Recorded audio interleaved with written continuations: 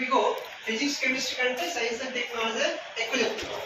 అందుకే ఏపీపీఎస్ఎల్ కూడా science and technology 75 marks ఉంటాయి. కాబట్టి రెగ్యులర్గా చదవండి, ఒకే రోజు కాదు. పోర్షన్ ఈ 6 months అప్ టు జూన్ వరకు మీకు వాల్యూబుల్ టైం అని రోజు చెప్తున్నాను. కాబట్టి బాగా యూజ్ చేసుకున్నాం. Okay right. So what are the uses of nano carbon tubes? Display use చేస్తారు సార్. ఇంకా aircraft light weight material తయారు చేయడానికి, స్పేస్ క్రాఫ్ట్ కావచ్చు, ఎయిర్ క్రాఫ్ట్ విమానం. సో విమానంలో ఉండేటువంటి మెటీరియల్స్ తయారు చేయాలంటే అంటే వెయిట్ ఉన్న మెటీరియల్స్ కాదు, light weight materials which are made up of nano carbon tubes. ఇంకా అల్యూమినియంతో తయారు చేయబడినటువంటి మెటీరియల్ కూడా ఉంటాయి. సో దాంట్లో మీకు ఏమేమి ఉంటుంది? నానో మెటీరియల్స్ ఉంటుంది, అల్యూమినియం మెటీరియల్స్ ఉంటాయి. అవన్నీ కలిపి ఏం చేస్తాం?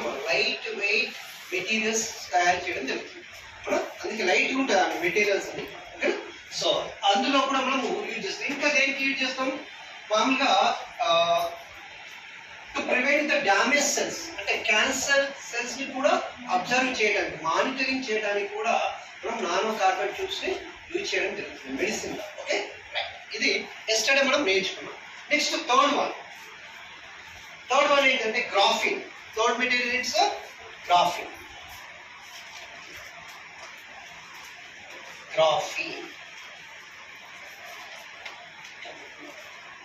Yes, what is graphene?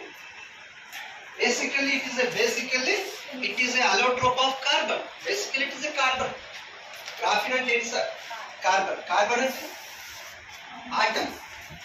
Is it metal or non-metal? Metal కాదు. Metal or non-metal?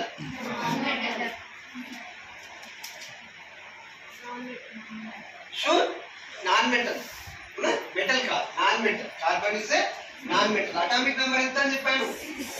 6. అవునా కదా? సో ఆ కార్బన్ తో తయారు చేయబడిన మెటీరియల్ గ్రాఫిన్.